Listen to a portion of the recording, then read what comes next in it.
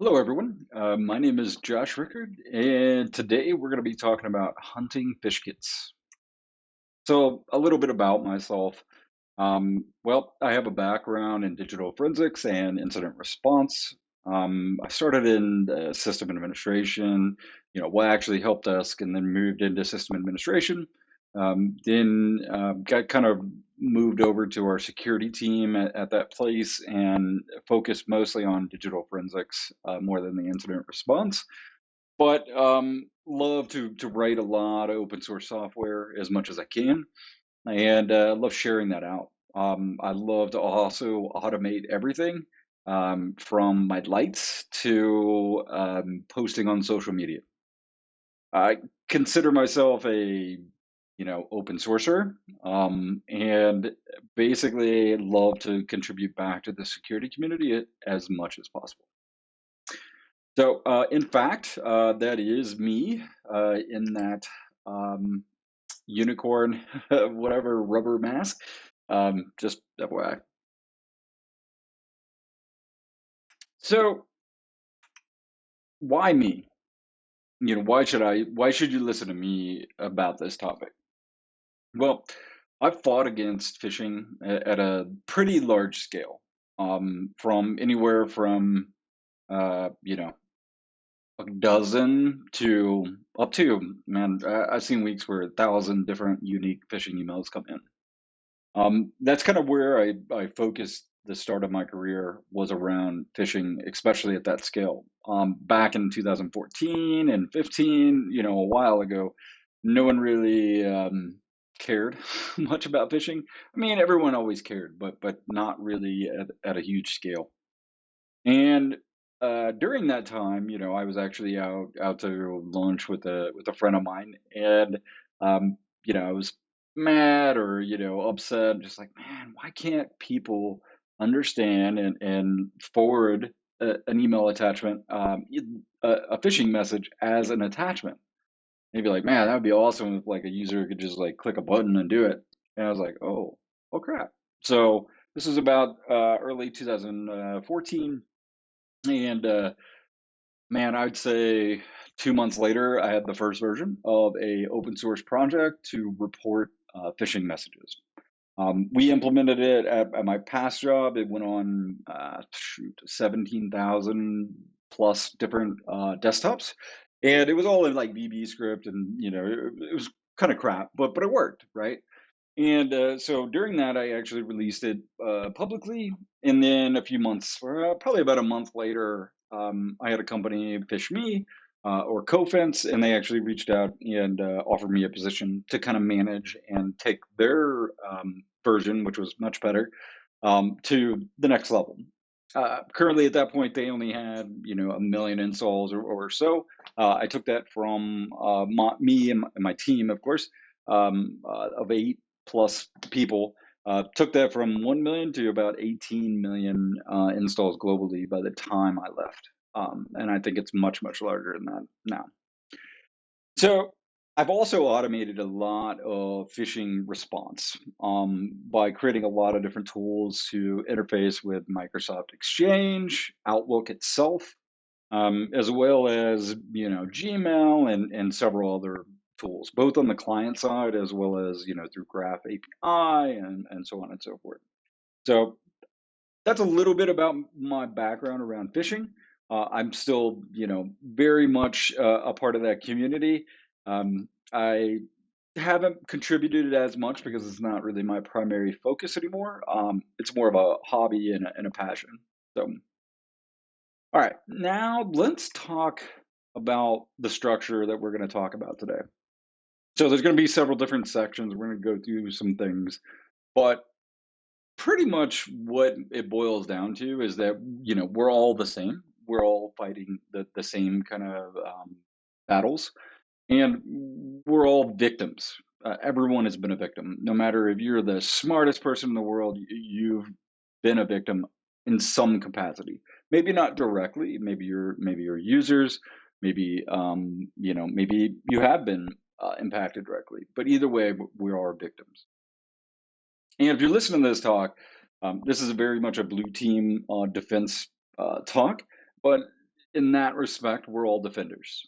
No matter who you are, if you're a user, all the way to a SOC analyst, to a manager, to a CISO, we're all defenders, and we're all trying to protect ourselves as well as people that are within our organization. But because of those challenges, and because we're victims, and we try, and we're passionate, and we attempt to protect and serve, we're going to talk about we're on our own, but there's some positive to that, where we need to actually get together and start communicating, and we'll go into that. Finally, I'll just kind of wrap it up with a conclusion. So just wanted to give you a structure before we start diving in. We're all the same. I've talked about this previously, how the we're all trying to defend, or defend against a similar practice or a similar attacks. Imagine, as an analogy, that we have an apartment building, and that apartment building has individual apartments where they're pretty much the same. Yeah, they may have different things inside of them. They may have different locks and different doors, and different security measures, but internally we're all the same. We have authentication mechanisms. We have patching. We have Windows. We have Mac. We have all these kind of core components of networking, where we really are all the same if you boil it down. Again, we as defenders, we are trying to protect our little house, our little border. We put up the best firewalls, the best IDS, the exchange and email filters, and so on and so forth, and we try to protect as much as possible, because it's our realm, it's our little slice, it's our little home. And we continue to do this over and over and over, where we're kind of not really making a lot of headway. We are implementing a lot of different tools, the latest and greatest, whatever, but it continues to rise, and we continue to fight against this. And again, we may have different structures, and we may have different tools, and utilities, and money, and resources available to us, but when I boil it down, our apartment is just like another apartment in that building. So imagine, you've been out there, and you're, let's say, on vacation, or you took a break, whatever, and all of a sudden you get phished.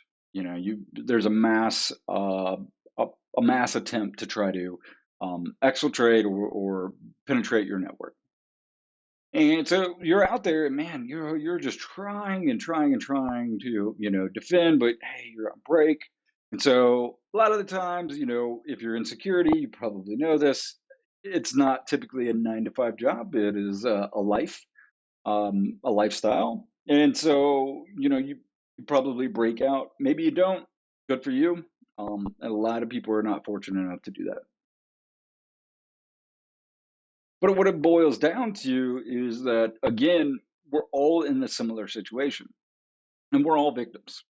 Whether they're trying to attempt to phish us for intellectual property, maybe data, maybe money, maybe content, whatever it is, they're all trying to attack and gain a foothold, or have some sort of leverage against you.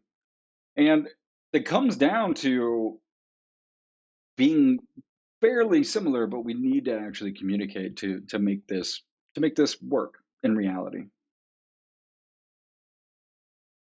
And no matter what, if let's say you are, they're stealing everything. Hopefully, they're not trying to steal your baby, but they're always trying to take something from you, right?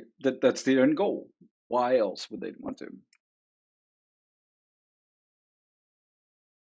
they probably look like this, you know? I just love this image.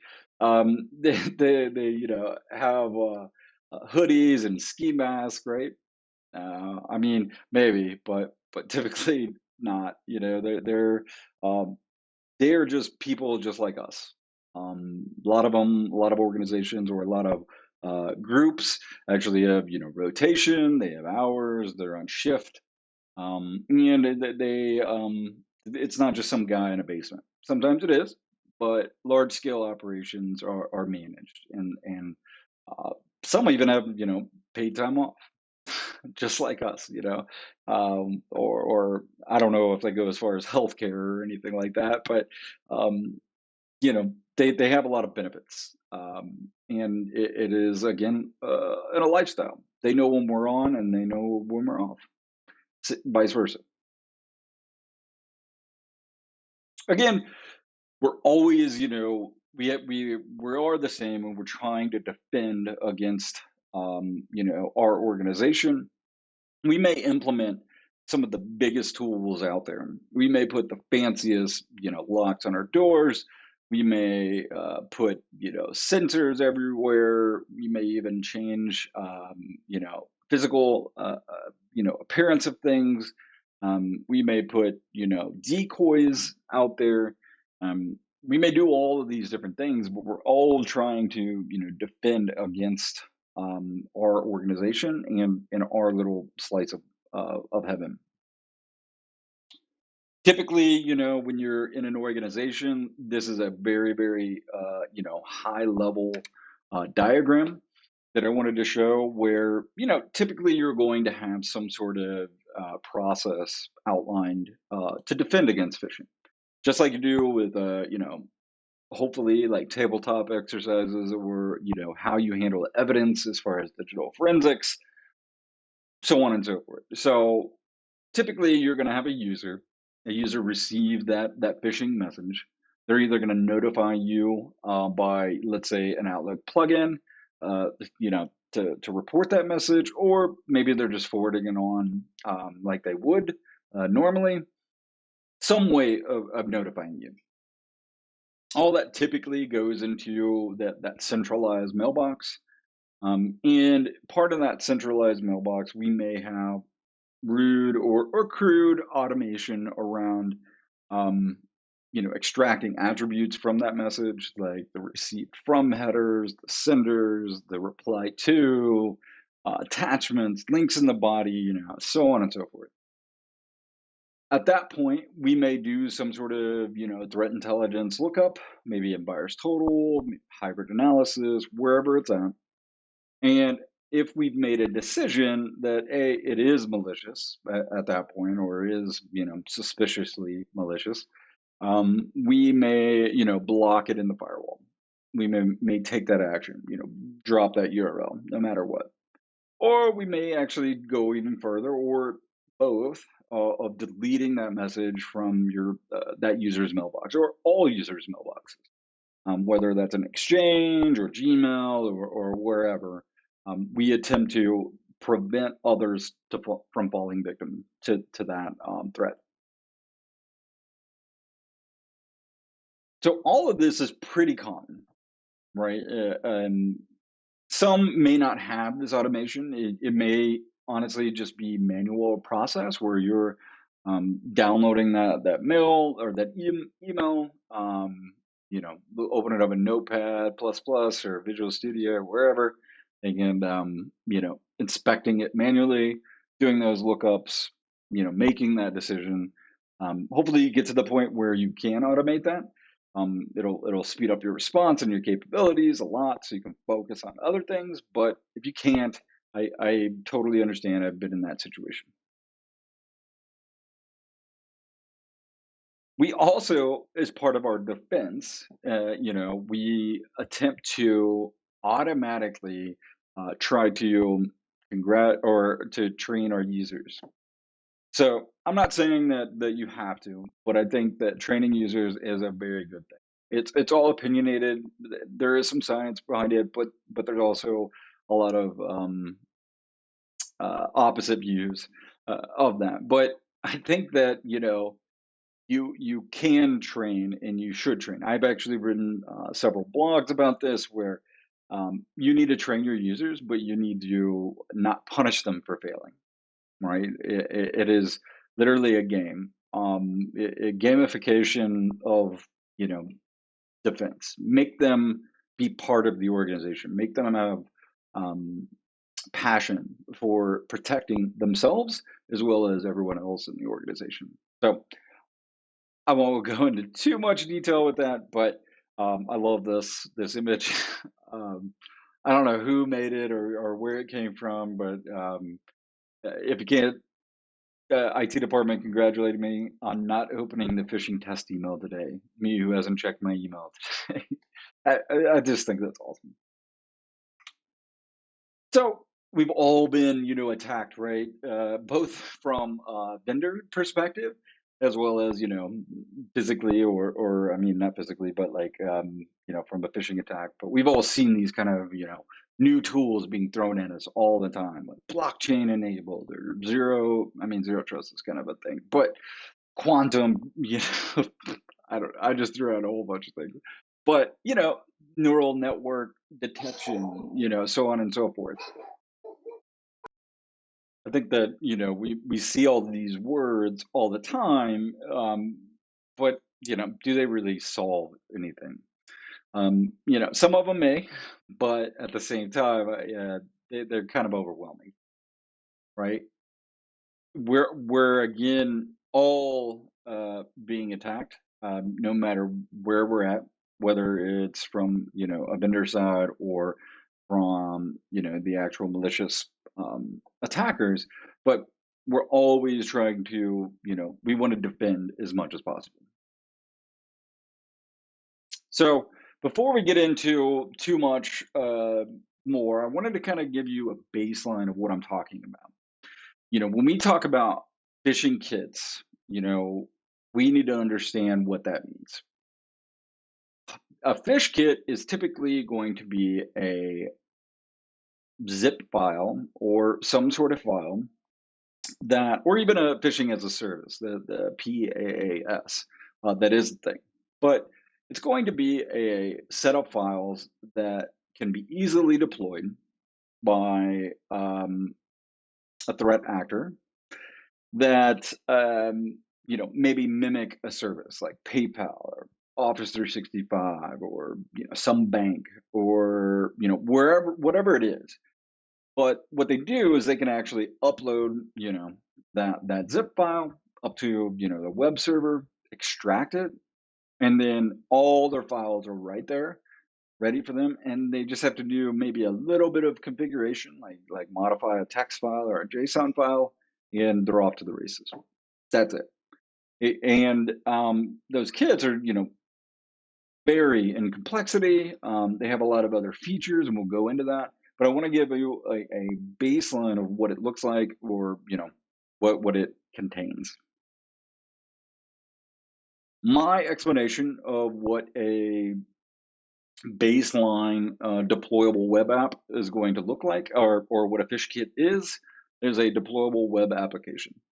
It's literally a set of tools that an attacker can deploy to build or make a phishing exploit or attempt against an organization.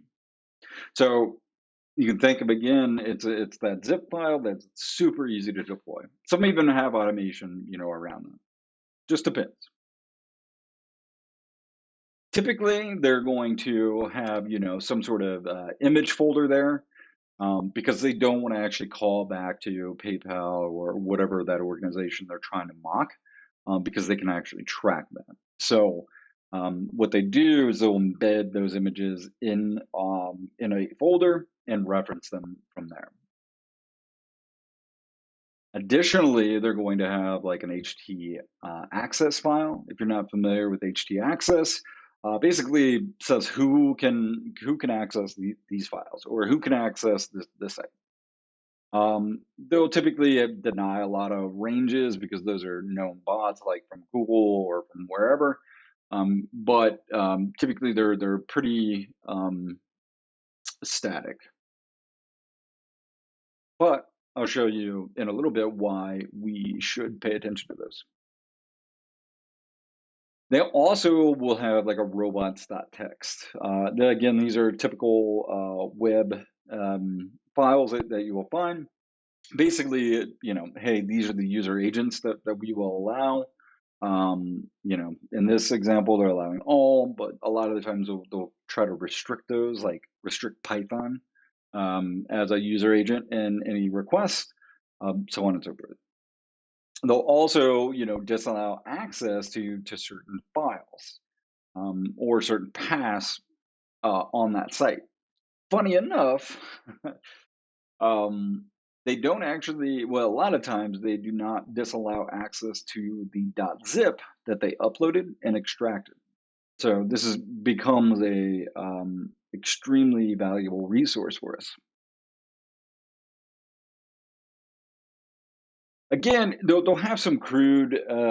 Some of it's pretty advanced. Don't get me wrong. Some of it's very crude. Here's an example of this AntiBots.php. Most notably, I want to say that with PhishKits, a lot of the code base is going to be some JavaScript, CSS, HTML, and mostly PHP. Not sure why. I'm guessing because it's just super easy to use, but yeah, I'm just not a fan of PHP. And with this anti-bots, they'll actually look for, again, words, or maybe in the HTTP request headers, maybe they'll look at user agents, IP ranges, so on and so forth. And they call this an anti-bots file because they're just trying to stop people from finding out what the type of site is. And you can see, I love the echo statement. I think it's on line 50. I'm not going to really repeat it, but come on. It's pretty awesome. They'll also have sometimes, depending on the different sites, depending on what they are, they'll actually have some credit card validation in there. It's crude. Some of it's sometimes advanced, but in this example, they're just trying to find an Amex card or a Visa card or whatever, and they do this based on common knowledge. One of the cool things that they actually have is logs. Um, One of the things that they, for testing and for wherever else, they can actually track those individual logs. What that means is that when a user submits some data or enters into the form, they'll actually track what their IP, user agent, what link they went to, blah blah blah. But when and any questions or answers you can see at the bottom. But I don't know why, but sometimes when they're zipped up or when they're made, they test from these certain VPNs, and they leave those logs in there. So you get the original IP of the person that was testing this fish kit, along with the new log that was created. So very strange, but good for us. We can actually use that information to peek around a little bit further. Also, sometimes you're lucky and you get all the wares. You get everything. Sometimes it is literally a staging ground. Sometimes they're even a lot of people have compromised one host and are offering up lots of different phishing kits on one web server. But in this example, this was like some website, but you can see that there's a logs file there. But then it had tons of different PowerShell exploits or obfuscated code that would download other things and go from there. But it was very very interesting to see this. This is a while ago, but yeah. So sometimes you'll come across this. But my absolute favorite is the ASCII Yard, and it's really valuable. Doesn't seem like it is, but you can see that they have different versions of these fish kits, or they'll have different groups that are making them.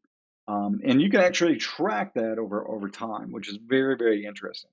They'll have certain groups, certain functions are added or removed, and you can actually look at some of them. Even I think this work hard by Zetas Ojdi. I don't know. It basically he had a Facebook for his kid. So um, yeah, pretty funny. Anyways, I just love the damn art. I mean, it's just classic. Like I said, man, that's a little bit about fish kits in general. But what we want to, try to prevent is from them stealing our data, right? Where we are trying our best to protect and serve ourselves as well as the people within our organization. We're all defenders. We're all trying to defend against something, whether that is a straight phishing attack or whether that is a more advanced attack. But in hindsight, or as defenders, we're passionate and we want to defend and we want to help. It's just how it's the nature of who we are. And we try our best to defend and we implement the best tools and the best things. But when it boils it all down, no matter what you do, we're all defenders. But as you know, we're all drowning. We're all overloaded by the amount of data coming at us, the amount of the lack of resources, the lack of I hate to say this, but bodies to manage some of this stuff. We don't even have time to write automation or write code or dive into things because we're just inundated by the amount of data. I worked at an organization where there was 5 of us for man I'd say overall 30 to 40,000 users for a security team. Just 5. Yeah, how do you manage that? You just can't. It's just overwhelming. So, we try our best from a security perspective, but we need help, right? We have to have help, but no one is coming. No one's gonna save us. All these tools out here, all the things that are gonna work, they do reduce a lot of the false positives. They do help. I'm not saying they do not, but it does not solve the problem. It hasn't, and I don't think it will. And we need to understand that no one is going to come and we're not going to buy a product. We're not going to buy things that are going to save us. Just not. There's things that are going to help for sure, no matter what. But we're not going to be just it. Phishing is not going to go away because of a product. It's not. Again, we're going to look at that baseline process that we would typically have, but I think that this is a really great process. Again, train your users. Have a way for them to report messages. Build some rude or crude automation around it, or implement an automation tool. Whatever it is, but have kind of that baseline process. And I think all of that is really critical and still extremely useful for everyone, no matter what. But I also think that we need to take it a step further. We need to add some little components here. So if you can see at the very, very top, I added hunt for fish kits. What I mean is that we need to go out and when we get that email and we're extracting things, we need to go and grab that kit as soon as possible, or grab as much data from that site as soon as possible. Because there's a lot of reasons. Number one, you now have insight of who is actually attacking you. What kits they're using, maybe not the individual, but you have insights into how they're attacking you, how they're attempting to get into your organization. What are they using? What tools are they using? At that point, you also have access to other information like logs. Now, once you actually have those logs, then you can actually take that information and understand who may have fell victim within your organization. You have clear insight and you know who filled out the form. Maybe no one did. Great. But also at the same time, you know other organizations that may have fell victim as well or other people. So using that information and that data helps us build a repository, let's say, of intelligence around who is attacking us, how are they doing it? Are they just looking for? Are they just trying to drop software, or are they just trying to get financial information? Those are completely different ways that we need to handle. Or is it just mass spam, man, mass phishing? Like it can be totally. Maybe it's not targeted. I mean, it is in some way, but not like very very specific. But we need to grab as much information as we can from that source at the get go and build a I'm gonna say crude like database or repository, Excel sheet, whatever. Maybe even just a file share of this information because it's really going to help going forward. We're all, being hit from everywhere. We're all trying to attempt to defend and block these things. But I think that what we need to do as security professionals and security teams is that we need to fight back. Not in a literal sense. There's some legalities there, and I'm not going to tell you to go and take down a server or do any sort of malicious act against those people. But we need to fight back. We have to fight back. All the things that we're doing are not going to stop it. It has gone through all of your filters. People have reported it. Great, but we need to start tracking and providing some attribution to these individuals. I mean, don't go. Like I said, don't go like stab somebody, or in other words, don't go and literally attack back. Um, there's some gray area there. We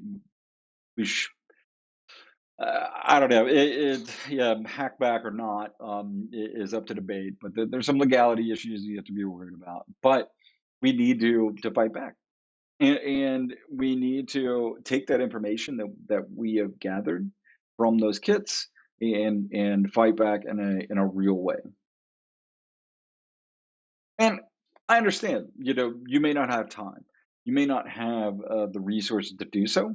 And I'll share some information about that in a little bit, but we need to actually fight back as security professionals. Again, we're on our own, no matter what. I mean, no one is going to come and save us. So we need to band together. We need to share information. We need to talk. No matter what, we're all fighting the same fight. Yes, it's different attack vectors. Everyone wants to hoard data. Everyone wants to hoard this kind of threat intel for whatever reason. I never really understood it. But when we're looking at, we're all trying to, yeah, extract, details about your organization, like fuzz it out, whatever. Well, we need to actually take initiative and then start talking and building this because it's not going to solve itself. And we cannot expect a vendor to automatically do this for us. I'm a big believer of, TTPs, but I also want to say that I do not think that IOCs are dead. There's a lot of IOCs and fish kits that we can actually utilize to our advantage. And what I typically like to say is that IOCs are for active defense. Yes, we should focus on TTPs, techniques, tactics, techniques, and procedures. But at the same time, we should also be looking at these IOCs because it's about an active attack, active, um, active defense. For example, tracking fish kit names and versions. If you can track this over time, then you get visibility into maybe they start blocking your IP because they notice it in their logs. Maybe they start changing the way that they handle their anti-bots because of that. Maybe they just change the content. Tracking that allows us to have a better insight of what they're seeing and how we're going after that information, as well as fighting back. Logs, again, logs are super awesome and super critical. You can look at, IPs. A lot of the time, they'll have user agents. They'll have, who fell victim, so on and so forth. You can also now, that this host, look at the hosting providers, and then do reverse lookups from there. Really good information. Track who is an RDAP. Who is RDAP is a new form. Of who is info about that host, that domain, so on and so forth, and email addresses that were used to forward any of that captured content. What I mean by content is that someone filled out that form and they hit submit, then they are capturing that information and they're not leaving it straight on that server. Yes, they may have a log of it, but they're forwarding it off to some sort of email address. Here's an example. This is a little bit different than the others. This is a encoded, as you can see, base 64 encoded string that was ROT13, that GZ inflate ROT13, and yeah, like most of these kits are being used by I like to call they are threat actors, but um, typically an individual. When I talk about, okay, they have the victim, the individual, and then the builder. So the individual will submit that form. And that form is typically that fish kit is bought by some sort of builder, and that threat actor is deploying it and using it for their game. But what they don't know, because they're typically not super technically, mature, they they actually have done this base 64 encoding and all of this. And when you decode it, I love this. It looks like this. They have literally back. So what I like to call it, they have backdoored um, the hackers are hacking the hackers. Like they have literally obfuscated certain email addresses that anytime someone submits that form, the victim, the attacker will get it, that bot, and is using that fish kit. They'll get the information, maybe credit card information, username and password, but at the same time, they're also forwarding it on back to the builders. So, and a lot of times those builders have infrastructure and automation around that they can just automatically use that credit card information on the fly. So there's a lot of complexity here. It's just funny. The hackers, literally, the hackers are hacking the hackers. It's awesome.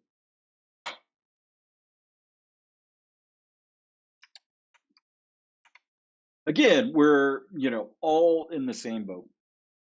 We're all trying to defend our little slice of heaven, our little apartment.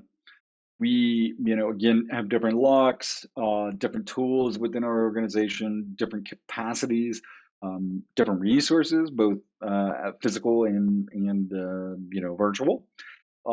We also have a lot of you know different defensive capabilities depending on the size of an organization, but we're all essentially the same, no matter what. We're all just trying to defend.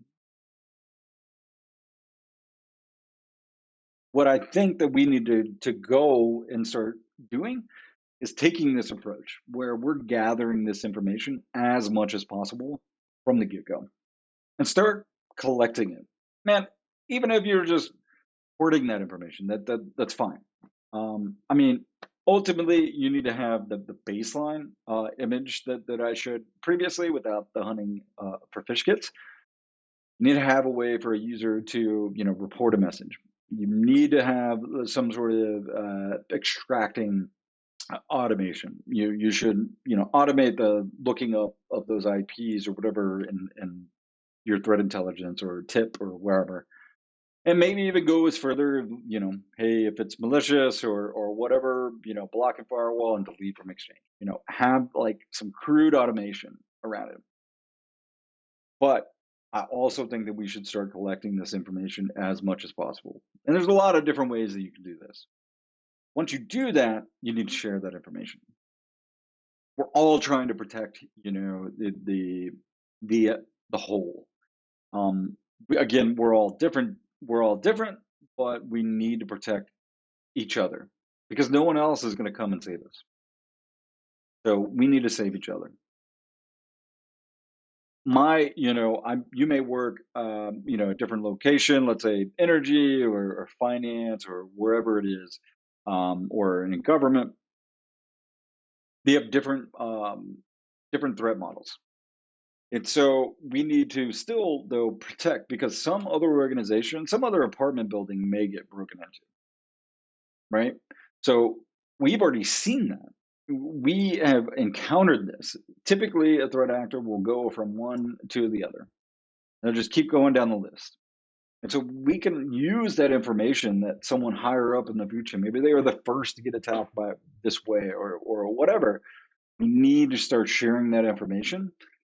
Even if it's redundant, it doesn't really matter. It's still useful information because it's going to be slightly tweaked. It's going to be different domains, different IPs, different senders, blah, blah, blah.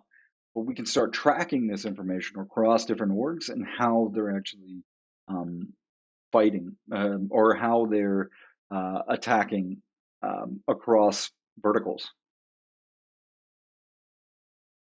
There's a lot of different ways that we can help, though, right? If you can take that whole process, let's say you have your entire process all the way down and you have it automated and you can hunt for fish kits. You want to go a step further.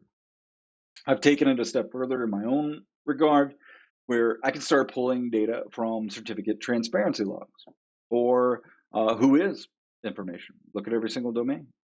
Dumpster fire, well, don't go to Pastebin, but web analyzer, firehole, IP block list, start looking at those sources and feeding them back in, and you can start gathering a little bit more information, being more proactive against these threat actors than you were previously. Also, there's several different other ways that you can do it. One of the biggest, I think, is from Twitter.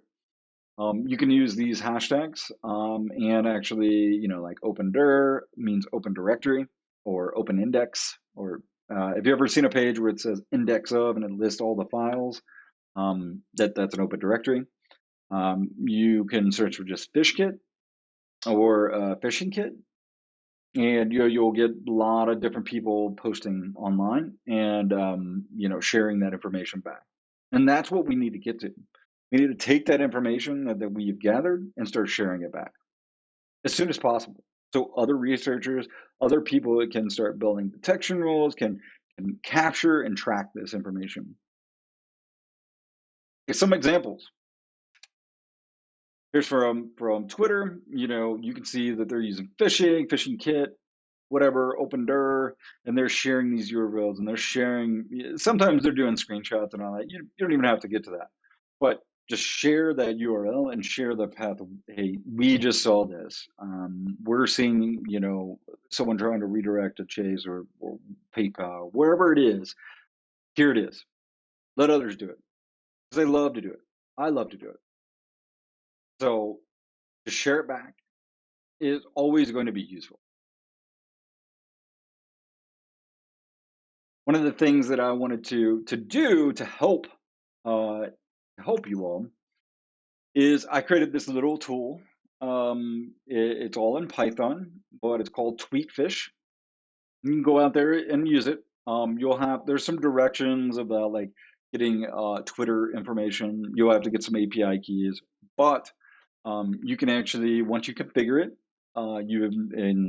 it shows you all that. Save the config, pass in all those tokens, and it'll save it to this YAML or JSON file. I can't remember.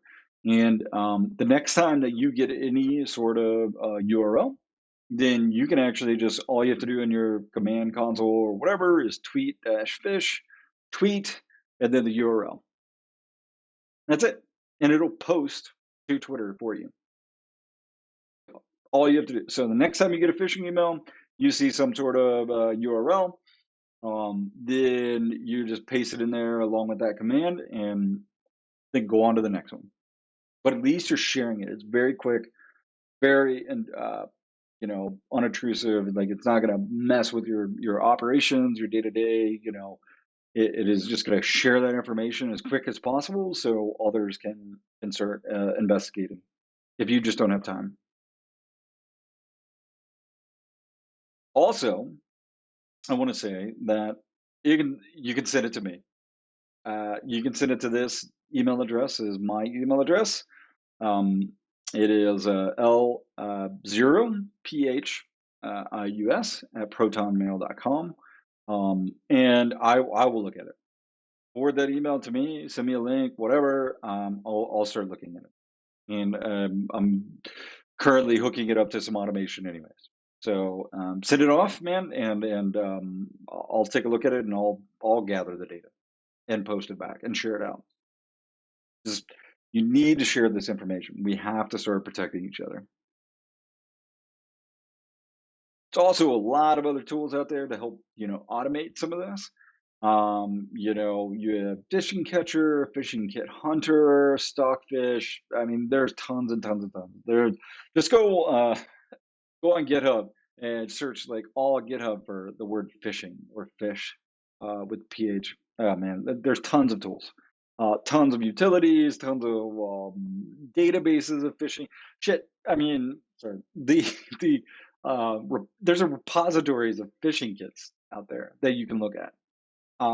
So tons of tools out there, and a lot of people are focusing on this. We just need to get it at a bigger scale. One thing that I did, it's a little out of date, so I apologize, but there are a lot of cool critical pieces in here. But I built a tool, and I'll share a link of this, but it's called Trawl. And it is a Docker compose of multiple different containers that stand up for you. So you just run like Docker compose up and it'll stand it up for you. Again, there's some bugs and I haven't touched it in a while, so bear with me. But one of the things is that you have Spotter. Spotter will actually go from any of those sources. And what it does is, based on a schedule, we'll go out and throw them into a queue, which then Trawler will, it's another container, will pull and start scraping those sites for you and start gathering those kits as much as they can. And then saving them into a MongoDB, which we call entrails, which is then used across other services. But go check it out. Again, there might be some build issues. I haven't looked at it in a while, but at least you can start. If you're into Python and Docker and you understand how all that works, there's some really good code in there for free. So. Again, I wanted to just explain that phishing and phishing kits you're not going to be solved by any certain tool. Don't get me wrong, vendors and secure email gateways and all of these tools are really going to help diffuse a lot of the noise. But attackers are always going to find a way, no matter what. You can have the best locks in the world. You can have the best security systems in the world. You can have, all the staff that you ever need, but they're still going to find a way in, right? But we have to protect as much as possible. And we have to start not just protecting us, We need to protect others around us. I mean, you can even, and I want to say that you can even start with just, your local group. Maybe you have a little hacker group, or just a local community. You can even start there if you wanted to. We're all going to get attacked, right? We're all getting chased by a bear. Like we're constantly just beat. We're constantly hit with different attack vectors all the time. And just the data alone, I mean, it's hard to automate. It's hard to wrap your head around. It's complex, and but we're all trying to just defend as much as possible. But we need to understand that even though we are getting attacked and we implement all those tools, no superhero, no one is going to come and actually, save us from day one. So we need to talk. We need to share between us. We are the experts. Yes, maybe some vendors, maybe they are, great. I think that automation and all the other capabilities are critical, and they're going to help. But you still have to build that, and you still have to, automate that, and you still are going to have false positive, and you're still going to have it leak through. But no matter what you do, whatever data you do get, share it. Like we need to fight back because these tools aren't just going to solve it. We are going to solve it. So, in kind of a synopsis here, again, my name is Josh Rickard. You can find me at MS for Microsoft administrator. And but send me Phish. I will take them and I will process them and I will share them for you if you don't have time. Again, those two tools that I mentioned, I have tons and tons more. I think like 150 or something like that, open source tools. But you can go to TweetFish, tweet-fish, or Swimlane, which is under the Swimlane umbrella, Trawl, TRAWL. That's that big Dr. Compose thing that I was talking about. So, thank you for coming to my talk. I hope that this was helpful. If you ever have any questions or anything, just please reach out to me on Twitter at MS Administrator, or hit me up on Slacks, and I'm a part of a lot of those communities. So, thank you, and have a great day.